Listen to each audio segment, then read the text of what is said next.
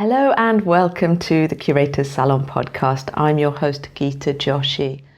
In this episode, it's just me. It's one of my few solo episodes, and I'm going to be talking about my book, Show Your Art. I published this book back in April of 2020 as an ebook initially, and then published it as a paperback in August. So if you've been following me on any of my social channels, particularly Instagram, you will already know about this. This podcast episode about my book has actually been a long time coming. It's something I actually put off for ages, and I just kind of let it go to the bottom of the to-do list. Wasn't sure why. And then I was speaking to a friend and coach recently, and we looked at sort of things that I was not doing, that I wanted to be doing, but wasn't actually getting around to doing. And I realized, this episode, which I've finally committed to, was something I'd been avoiding because I was so used to putting the spotlight on other people. So as a curator, I'm talking about the artist and the artwork. As an art dealer, again, it's about the artwork and, the artist story behind it. Same thing with the podcast, where mostly I am asking questions to let the guest really do the speaking and create a format where basically my guest gets to speak about the things that they want to talk about, and it is of interest to my audience. So what I realized was my putting off this podcast episode was all about me not wanting to put a spotlight on myself. One, being a solo episode, but obviously also, look guys, what I've done, I've written a book. So that had been, something I had been avoiding. So that was quite interesting to sort of discover, and hence I committed to getting this episode out to you. So let me tell you about the book. It is called Show Your Art, How to Build an Art Career Without a Gallery. So this book has been actually many years in progress. There's been a draft document on my computer for years, all about, the various sort of chapters that now form this final book. And through much of 2019, I was really trying to get it written, get it finished, and get it out into the world. And we got to the end of 2019 and that hadn't happened. So at the start of 2020, I joined an online program, which is about getting your book published. So I did the program, and it was basically through that which kind of held me accountable. How can I put this? Kind of consolidated the ideas that were basically whizzing around, a lot of which I had on paper, but there wasn't really much of a structure to it. So working through the program at the start of the year kind of really helped me consolidate all the ideas that I wanted to get into this final book. While I had been writing over the last few years, what I realized I was doing was actually everything was a brain drain. I was trying to get everything in there. And at the point of it potentially turning into a proper book, I had to simply take my reader from A to B. So where they were, and it's very much written for the beginner, the artist who is at the beginning of their journey. They're maybe a year or two into selling their artwork or showing their work and taking it into the public domain. And this was who I was really writing this book for, because that was the person who was typically asking me questions in the DMs. They were the most sort of common questions that I was being asked, which I get to then answer in the book. So all I had to do was really, in that respect, take them from, where they were to getting more confident about their visibility and recognizing that a lot of their visibility, their struggles with social media, for example, were things that they could overcome. And then that's what is laid out in the book. And I'm just going to take you through some of the chapters in the book now. And they include, let's have a look, the artist statement. So the artist statement and the bio, or the artist biography, they are two different things, but often on an artist's website, the website being another chapter in this book, they often sort of appear on the about page. And this was a super common question that I get asked all the time, like, what do I write there? And the other sort of issue that I've found artists were coming up with was that if they were not writing about some big highbrow, sort of discourse around, going on in the world, then they felt that it wasn't worth their while even having an about page, especially when their art was about their personal journey, their personal experiences and so on. And of course, that none of that is true. You get to, create a statement, you get to share art about whatever it is that you want to, and that is what we talk about in the book. Then there is a chapter, as I said, about the artist website. So best practice for a website, just so that people can really get to know you. I do think of an artist website as the main digital home of all the information about them. So really we should be able to go to an artist website and learn everything about them. Even if they've been featured in other places, there should be links across to any media or blogs or podcasts that they've featured in. So we look at the artist website. Then there is social media for artists, which is like the biggest stumbling block for a lot of artists, because I think most people recognize that social media is the place that you can just reach more people, and you can do that for free. So the question then becomes like, what do I share on social media? How do I present my artwork?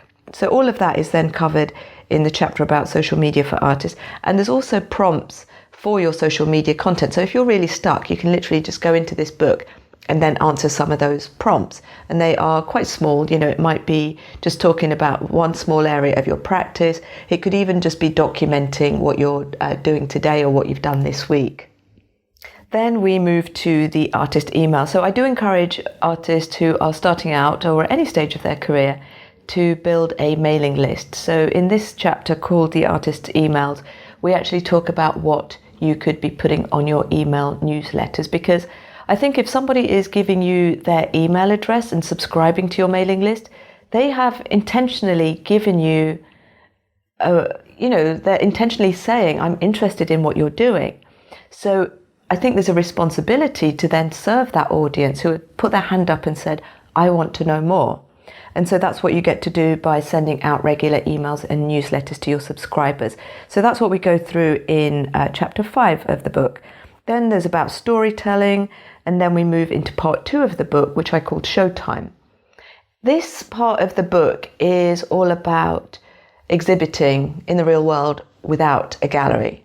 So again, it's very much for the sort of artist who doesn't have a gallery yet, right? Which is a huge number, because there's definitely more artists than there are galleries able to represent them. In this section of the book, we go through a number of ways of exhibiting, from really simple things that, you might already be doing, like open studios, taking part in artist fairs. There's checklists in there as well, actually. So, things to prepare for open studios to have the best experience and give the best or create the best visitor experience, art fair checklists and so on. Having your own exhibition, this is something else that is discussed in the book. And then the all-important marketing about any of these types of events as well. Because simply having an event, whether it's an exhibition, an open studio, taking part in a fair, it's not going to be as impactful as it could be if you're making that investment of your time and energy, and probably your money as well, if you're not actually marketing and letting people know where they can come and see you in the real world. So I wrote this book, like I said, over the last few years, really consolidated it at the start of 2020. And when I published it in April, we were in lockdown. So part 2 of the book, which is all about showing in the real world, doesn't really connect with the audience right now. People were having their fairs cancelled, and open studios were being cancelled because of, this global pandemic that we're going through. So I have not actually done a section about virtual exhibitions or virtual open studios. This is something I talk about a lot in my one-to-one coaching with artists, and we also covered it in the group program as well. But I still think that, this section of the book is still really valid, because for those people who are early in their journey, this could still be something that they plan for a post-pandemic world, whether it's next year or the year after. But it's a great thing to sort of have in their pipeline of, potential future events. So that is essentially the summary of the book, marketing yourself, getting your tech and your brand in place, and then potential ways of showing in the real world without a gallery, And then there is a section on media coverage and connecting with writers and bloggers and media and so on as well. So that essentially is the book. So if you don't have it yet, then you can still get it as an ebook on Amazon, and then read it on your tablet, phone, computer, or you can get a print copy. The print copy is a little bit different. Like I said, this one has got all the prompts, and it's got notes, pages where you can actually write your own notes and things as well. So this has been my book. I am really proud to say that it hit bestseller status when it launched in April, and then when it launched as a paperback again in August. So this was a huge achievement, I think. I feel really proud of that. And it was also something that I knew would happen because I had actually strategized for it. So if you read the book, we really do talk about like having strategies around, getting your products out there, getting your artwork known and seen and all those sorts of things, which I really feel like I put into practice through this book. Another thing I wanted to mention was the book. The subtitle is How to Build an Art Career Without a Gallery. So I chose to self-publish this book because I felt that going after a publisher to publish my book was a lot like an artist looking for a gallery to represent them and hope that they would do everything for them. And of course, this is kind of quite a misguided but very common idea in the art world. Especially when artists are starting out, they feel like their next step needs to be to get a gallery, and they probably often do not have their brand, their visibility, their even talking about their work, all those sorts of things. They don't have that in place. But that is what we go through in the book, is like how you can do that for yourself and get yourself in a stronger position to actually approach galleries in the future. So going back to my own publishing journey, I thought if I was going to write a book that had the subtitle How to Do Something Without Something, so how to build an art career without a gallery, then I had to really sort of walk my talk on that and self-publish as well. So I, gave up on pursuing publishers, which the other thing here, of course, means that, with publishers, we know that it can easily take a year or more to get that book from first draft out to, a book buying audience. And that was something I really didn't want to wait on either, because I felt I had a strong enough audience to help me, who I could impact with the book, but also who would help me to get to that ¡1 bestseller spot as well. And I have to say, it's worked out really well for me in that respect. So many artists have, bought the book. They have given incredible feedback. It is always so touching. It always feels like such an honor when people actually take the effort to reply and say how helpful they found the book. The book is a lot of how-to. So there are sort of various steps that you might want to follow, and that means, it might be something that if you were going to get a copy, then it might be something that you dip into as and when you need. Like if you're doing your newsletters, you might just want to sort of focus on that chapter, for example.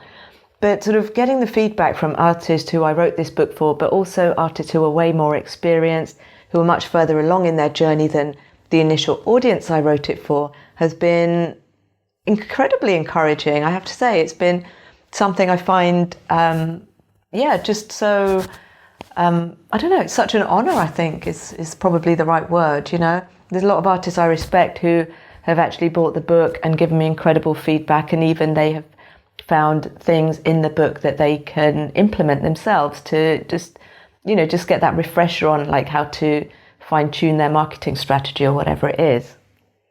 So since the book published, as I said, first in April and then again in August, I have also developed some more one-to-one coaching. I have done some group coaching, and this is just another way for artists to get that additional support they need. So the group coaching programs I've done kind of goes through figuring out the artist's brand, like what they want to be known for, who their ideal clients are and how to connect with them, what it is that resonates with their ideal buyers, what in their work resonates with their ideal buyers, for example.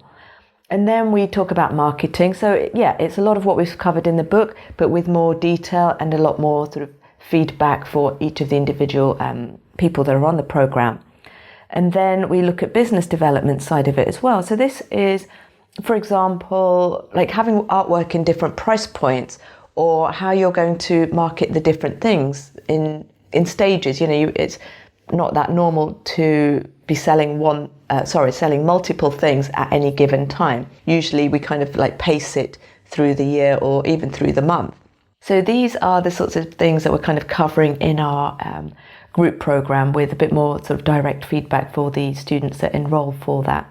So if you are in your first few years of selling artwork, showing your work, or you just want to learn the art business foundations, then this could be a program that might be of interest to you. And I'll add a link in the show notes as well. But if you want to do things at your own pace, then I will let you know that Show Your Art is still available on Amazon worldwide. You can get it as an ebook or you can get it as a paperback. And I will also add the link in the show notes. If you have read this book and you've enjoyed it, I would love to know what your feedback is. You can share it on Amazon itself if you want to go and leave a review there, or you can connect with me on Instagram at the Geeta Joshi. I will do a future episode where I'm reading from the book because it doesn't exist as an audiobook at this time. But I think, maybe I'll just come back on here, do a solo episode and read some of it to you. Anyway, I hope you enjoyed this episode. Please do rate, review and subscribe to the podcast because it really does help us get found by more people.